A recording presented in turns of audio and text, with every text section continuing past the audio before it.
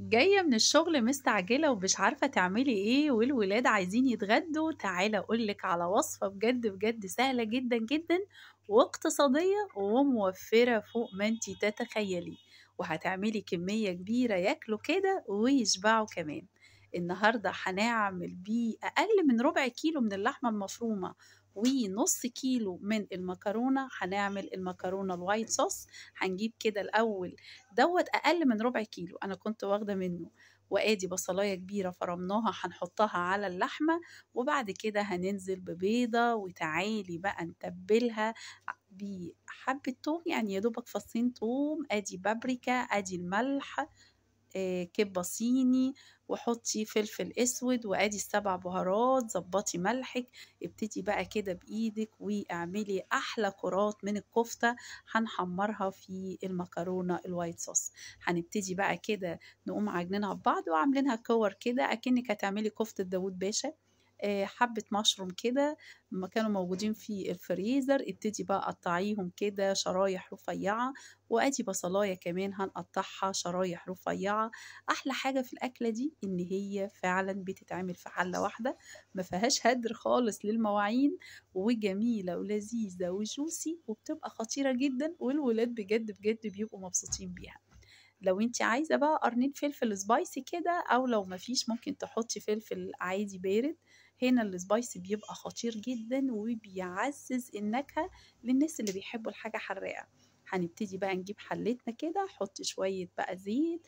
بصي بقى هنحمر الكفتة في قلب الحلة اللي احنا هنعمل فيها كل حاجة، وبالتالي الكفتة دي وهي بتحمر بتنزل العصارة بتاعتها في قلب الحلة، فبتزيد من النكهة بتاعة المكرونة وبيبقى طعمها خطير جدا.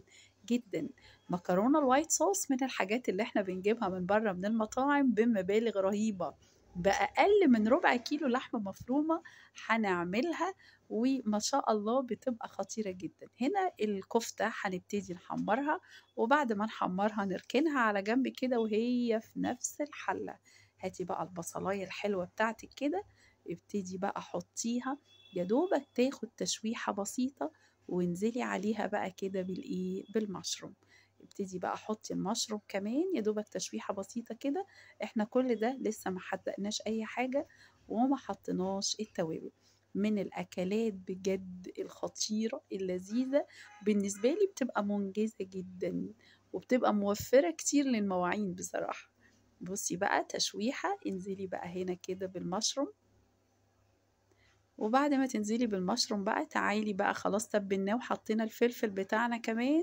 ابتدي هنا، ما تبلناهوش لسه، يا دوبك حطينا الفلفل. ابتدي بقى هنا حطي 3 معالق كبار من الدقيق. ال3 معالق كبار من الدقيق، ما هي وايت صوص يبقى لازما نعمل بقى كده الدقيق بتاعنا. هنبتدي بقى نتبله كده، نديله تشويحة حلوة، نطلع كده الرطوبة اللي فيه وياخد لون أكننا بنعمل بشاميل. ابتدي بقى هنا شوحي كويس جدا كده، وبعدين قومي نازلة بقى بكل المقدار ده، وتعالي بقى نتبله. هنتبله بإيه؟ بملح وفلفل، وهنحط كبة صيني والسبع بهارات بس كده. هنبتدي نتبلها كده، ونبتدي بقى هنا بعد التتبيلة بتاعتنا نبتدي ننزل باللبن. المقدار دوت هياخد نص كيلو من اللبن. نص كيلو من اللبن، ابتدي بقى حطيه كده ويلا ايدك فيها عشان ما تكلكعش منك. ابتدي قلبي كده بشكل دائري عشان الكفتة اللي انت حطاها. بجد أكلة لذيذة مفيدة، فيها خضار وفيها لحوم وفيها نشويات، تعتبر متكاملة جدا ولذيذة جدا بالنسبة للولاد. ابتدي هنا بقى ابتدت تتخن. نص كيلو المكرونة سلقناه، هنحط نص كيلو المكرونة، ونقوم واخدين من مية سليق المكرونة عشان تبقى جوسي كده وتبقى الصوص بتاعها كتير. هنحط 4 كبشات من مية سليق المكرونة. والله لو في لبن تاني حطي، لكن انا بصراحة قلت كفاية النص كيلو لبن، وحطيت 4 كبشات من مية سليق المكرونة. حزمة بقدونس جميلة كده، كملي الخضار بتاعك بجد بيبقى خطير جدا. ابتدي بقى قلبي الكلام الجميل ده كده مع بعضه، وتعالي بقى يلا عشان نغرفه للولاد. بجد قضت وفاضت، ويعتبر أكلة ما اتكلفتش كتير. أنا لسه جاية من الشغل يا دوبك حتتك بتتك رحت مجهزة الغدا على طول، وبعد كده وقفنا بقى نشوف هنعمل ايه. بصي بقى هنا كده جميلة ولذيذة، كل واحد الطبق بتاعه والمعلقة. بجد بجد حبيبة قلبي وصفة جميلة ولذيذة. ما تنسيش لايك وشير وسبسكرايب لمطبخ ايمي البسيوني. بحبك في الله كتير. ألذ وصفة وألذ أكلة ممكن تعمليها للولاد، ومضمونة ان هم هيخلصوها على طول، ومغذية جدا جدا.